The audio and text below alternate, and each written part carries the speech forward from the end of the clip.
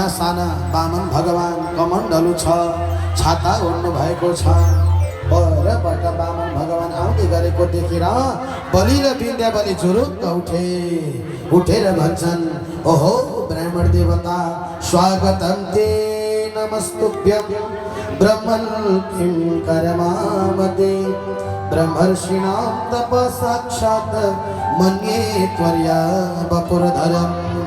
स्वागतम सुस्वागतम, स्वागत छ सुस्वागतम छ। बस्नुहोस् न बामन भगवान, आज हजुर आउँदाखेरि मलाई यस्तो लाग्यो उदाउँदै गरेको सूर्य जस्तो कान्ति बनाएर हजुर आउनुभयो। उदाउँदै गरेको सूर्य जति तेजिलो हुन्छ हजुरको रूप र स्वरूप पनि त्यस्तै तेजिलो छ।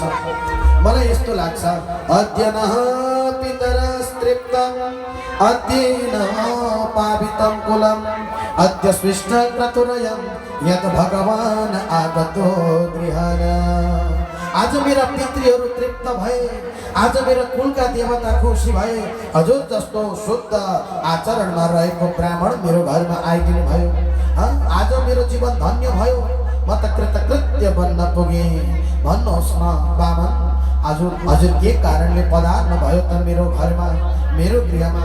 ए विन्ध्यावली, स्वामी महाराजलाई त भोक लागे जस्तो छ, अलिअलि केही फलफुल लिएर आऊ न, एक गिलास पानी पनि लिएर आऊ, लिएर आऊ, एउटा आङ्कोरामा भरेर ल्याऊ भनेर बलिले अराउनुहुन्छ। विन्ध्यावली पनि दौडेर जान्छन् र लिएर जान्छन्, लगेर आफ्ना स्वामीलाई दिन्छन्।